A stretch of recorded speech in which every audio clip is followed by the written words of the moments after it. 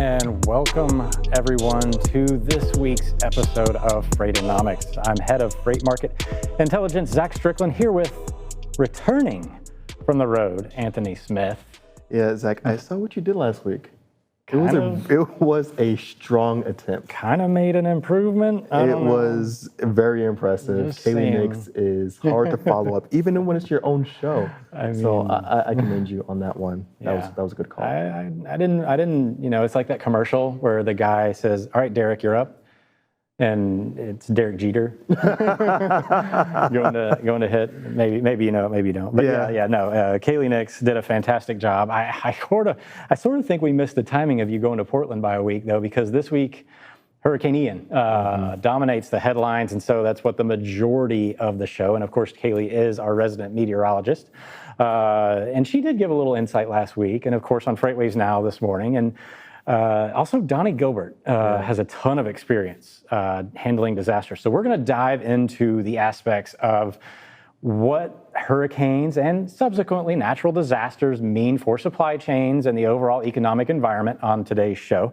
And we are not live this week. You were watching us on a delay. Yeah, that's right. So I will be looking down from time to time, but that's just me being rude at this point, because I'm not going to be checking for comments because we're not live, but I am going to be looking at show notes. But without further ado, Zach, we got some stuff to cover. Yeah, so I have to mention that because some of the stuff, of course, the market changes overnight. Yeah, the market changes overnight. So I want to make sure everybody knows that. And we are doing this a day before because of some other reasons, but not quality because of life improvements around here, all that good stuff. So anyway, without further ado, though, we've got our market in two because I think this will be relatively relevant, and I'm going to give you all a heads up of what to watch over the next coming days, as hurricanes don't necessarily just come and go. They absolutely impact the market throughout. So Anthony, if you want to count me in, let's do our market in 3, 2, 1. 0. Go. All right. First up, we have the NTI, the National Trucking Index. Watching this one for any dramatic spot rate movements. You can see week over week, not a tremendous change, although there is a slight uptick, about a 2 cent per mile increase over the last 7 days.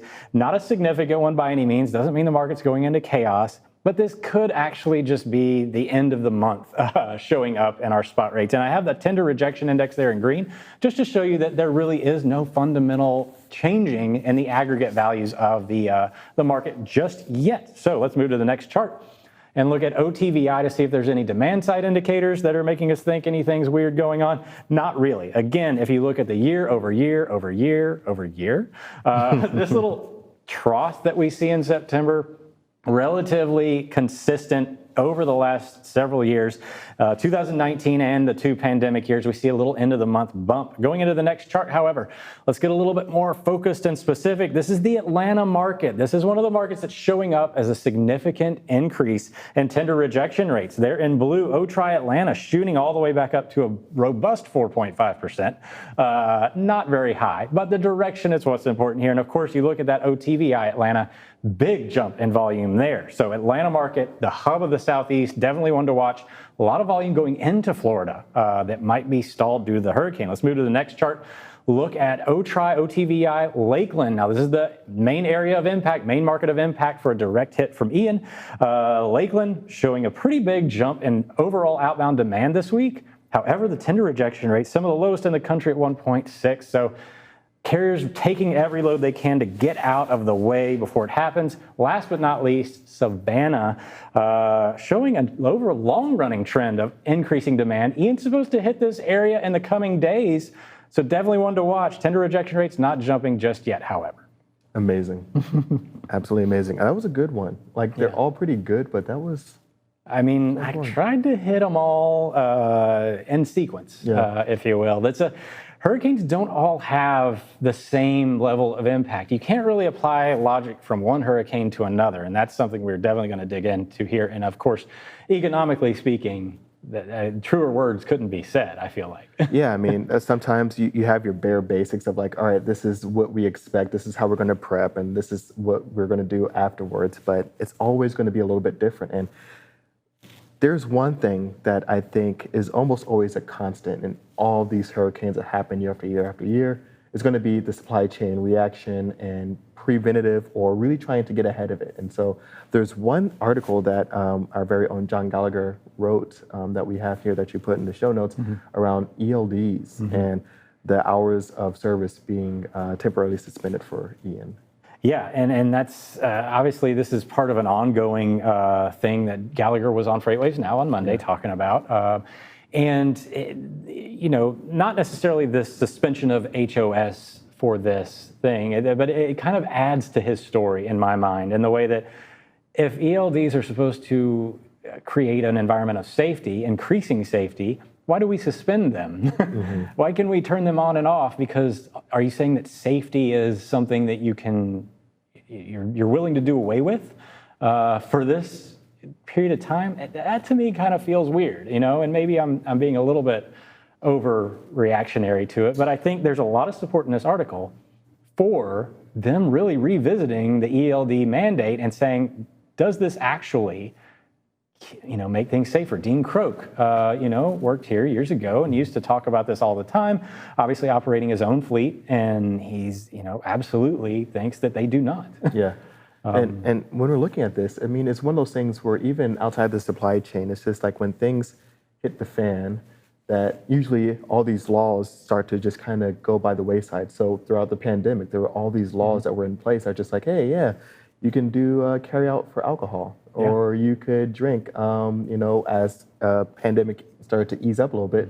Yeah, you can extend the seating out a little bit further. It's like there's all these rules that were kind of made an exception, and then they kind of tighten up a little bit later on. But at the same time, it's just like, why weren't we doing this already? What was preventing this? Like, this wasn't like a huge disturbance into, where we saw spikes up and, maybe underage drinking or anything like that, public intoxication.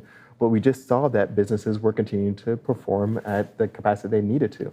And with this is like one of those things, it's like, all right, it's okay to do this when there's a time of an emergency, but that's when you need to be the most safe, I would think. Right. But even in that critical time frame, like, okay, we're just kidding. This is not that serious. No, I mean, if it works for the better of the whole in times of normal times, why wouldn't it be that way now? And I think at the crux of this, obviously, is they're trying to free up available capacity, and they know the inefficiencies of the disaster relief environment are you cannot regulate it. But my question to that is, we've had 2 years of disaster, in some ways, disaster relief in a lot of situations. And of course, they suspended the HOS for PPE to an extent. But again, these are, if it works now, why do you suspend it? It doesn't. I don't think that we actually have a good grasp of what does make things safe and what doesn't. And I think it's clear in this article. I highly recommend everybody read this, especially anybody involved in trucking.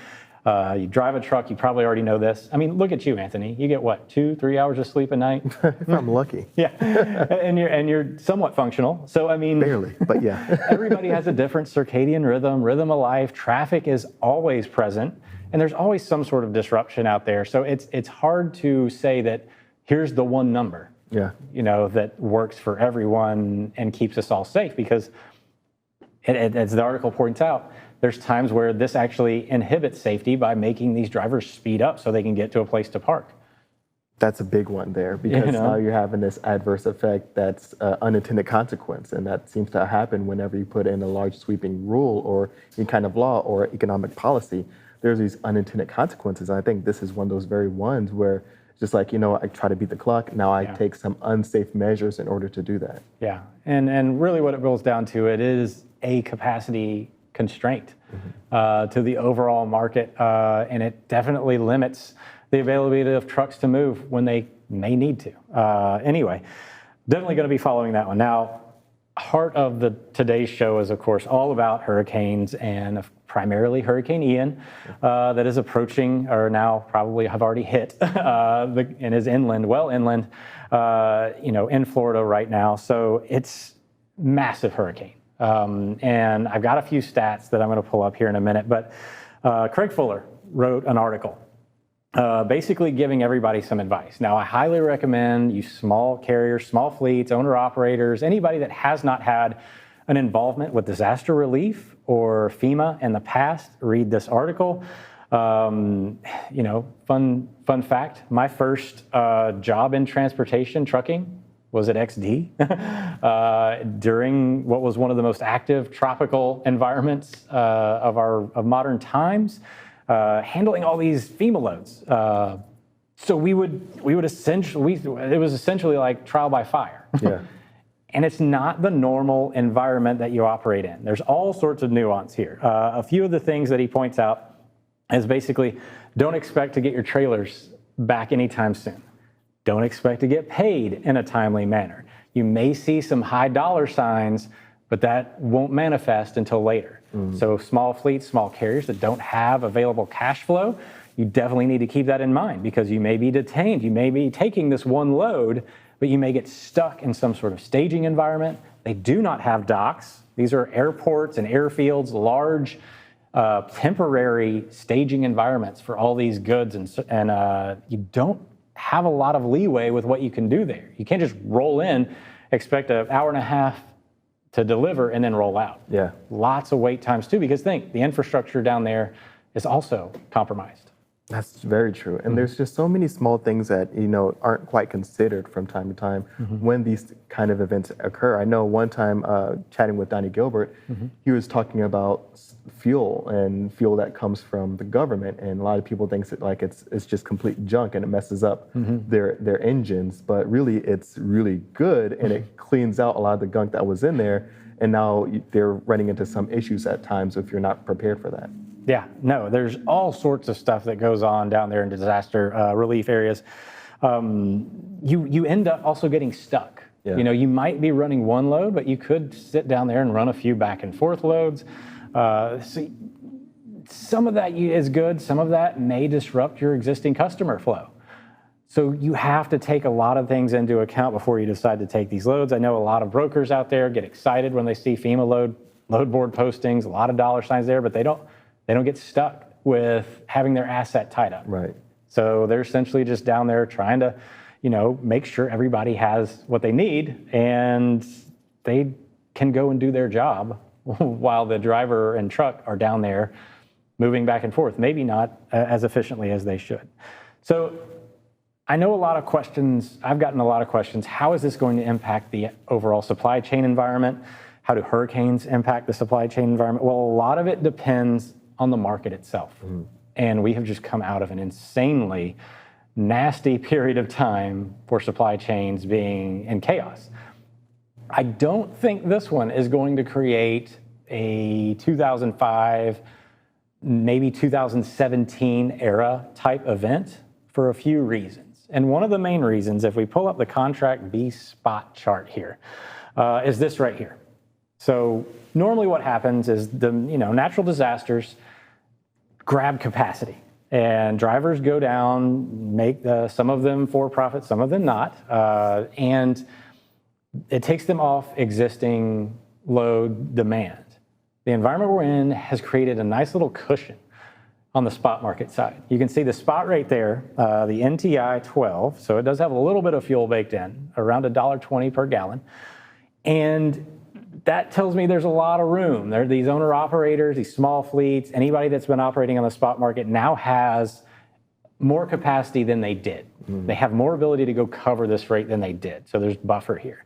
The second aspect of this chart, the contract rates sitting up there in the white line, they're starting to come down, but they're elevated. So that means that these rates are probably going to be more in line with the FEMA load rate than they would be in the past. So anybody that has a lot of contract rate involvement is going to think a little bit harder about jumping to the spot market covering a FEMA load. Two ways that we've got a little bit more cushion in this market. So I don't think, Hurricane Harvey, Katrina, those type of storms, that environment is not applicable because this is a softer environment, but it's not the same level of soft. It is a softer environment with inflated rates on the contract side. Yeah, that's a great point. And I think it's also timely also that Craig Fuller put out this article giving out some advice to a lot of folks.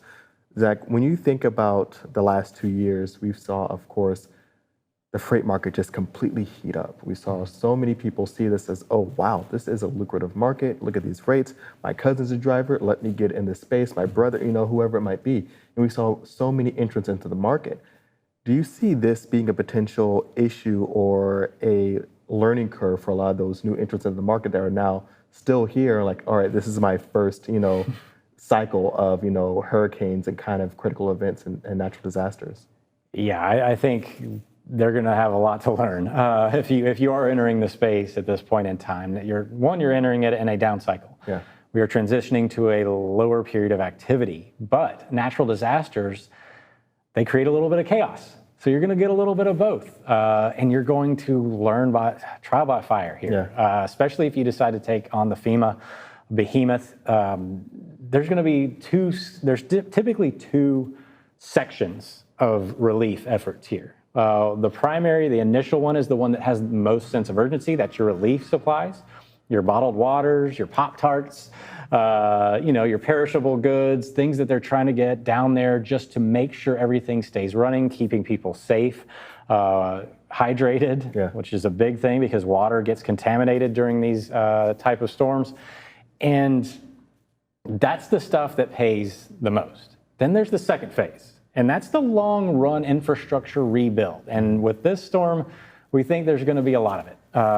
Harvey, for instance, significant infrastructural damage. The initial phase wasn't necessarily as strong, so the sense of urgency wasn't as strong as the ones back in the 2000 era, where we were really learning how to handle these situations. And now we kind of know. I mean, FEMA's been prepping for these things for months now. It's not just let's go grab some stuff now that the storms arrived. They've got warehouses full of emergency supplies nowadays, but it's not necessarily the same environment. Every trucking company has the Weather Channel on, and they're watching these storms because they have such a significant impact. But they don't all mean the same thing. The long-term effort with Harvey was more substantial than the initial wave of Harvey hitting in 2017. So they're not all the same. So I have a little bit of a graphic here to pull up. This is going to be the cost of hurricane graphic. This is courtesy of NOAA. These storms, this is such a wide range of anybody that's been in trucking over the last probably 20 years has their own opinion about each of these storms, especially the ones in the top 10. Well, Andrew, of course, is more than 20 years ago, but Katrina, most significant storm, hit New Orleans, infrastructure, very vulnerable, never been hit like that before, massive flooding. I mean, it was look at it, Category 3. Yeah. So the categories don't necessarily always line up with the damage. Look at Sandy, just a few notches down with a Cat 1. It hit New Jersey and the majority of the damage, flooding from the rain. Harvey, also, number 2 on the list, largely flooding. It wasn't that Harvey hit with a Cat 3 force or Cat 4 force winds. It actually softened before it hit land. It just hung out over Houston for a long period of time. So my question to you, looking at this chart and this list of, these hurricanes, economically speaking, when you see these billions of dollars, what does that mean economically? So there's a few things here that start to hit when you see kind of natural disasters hit, hurricanes, tornadoes, things like that, earthquakes. There's that near term, like you mentioned earlier. And there's also that other aspect, that long-term aspect. And you're looking at infrastructure that gets damaged. And sometimes when you see the infrastructure get damaged, if it's out of date, it's just, it's not up to par as where it should be, it gets wiped out. You actually see a long-term impact of like, all right, now there's newer, sleeker infrastructure being put in place, and that there's this economic theory that it's going to be better in the long run because there's new infrastructure being built out that would have gone neglected, had it not been for this natural disaster that happened.